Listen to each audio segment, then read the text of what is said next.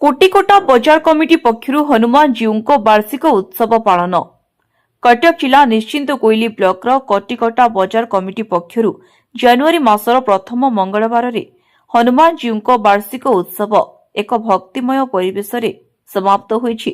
आज आम आसी पहुंचीचु कटक जिलार निश्चिंत ब्लॉक अंतर्गत कोटिकोटा बजार रे, जोंठी की कोटिकोटा बजार कमिटी तरफ एक हनुमान जी वार्षिक उत्सव पालन करायाउछि।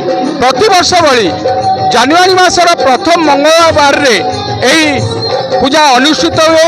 एठारे बहु भक्तों समागम हुए तथा हनुमान चालीसा सहित विभिन्न कार्यक्रम हुए। प्राय सकाळु राति पर्यंत 4000 रु अधिक भक्तों समागम होई प्रसाद सेवन कार्यक्रम रही।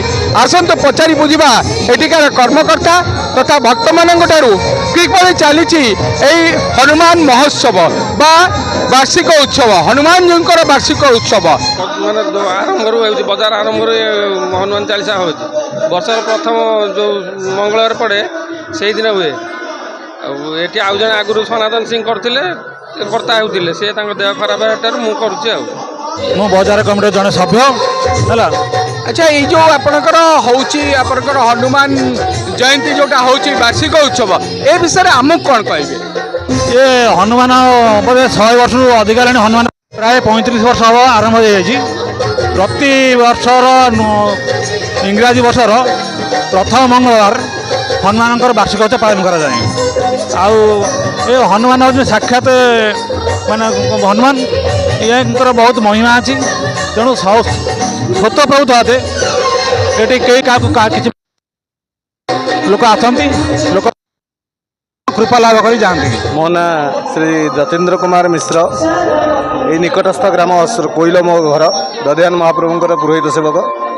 ये अनुष्ठान को मु दीर्घ 10 वर्ष है आसूची।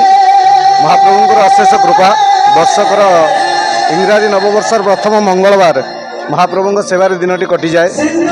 या ठाड़ू बड़ी आनंदित जिनिस किसी ना। महाप्रभु ये कृपा करूँ समस्त भीतर सद्भावना रहू। महाप्रभु एमती सेवा टी दौ था आउ कि दरकार नहीं। जय श्री राम। कोटिकोटा Ashok Kumar Mishra, times one Odia.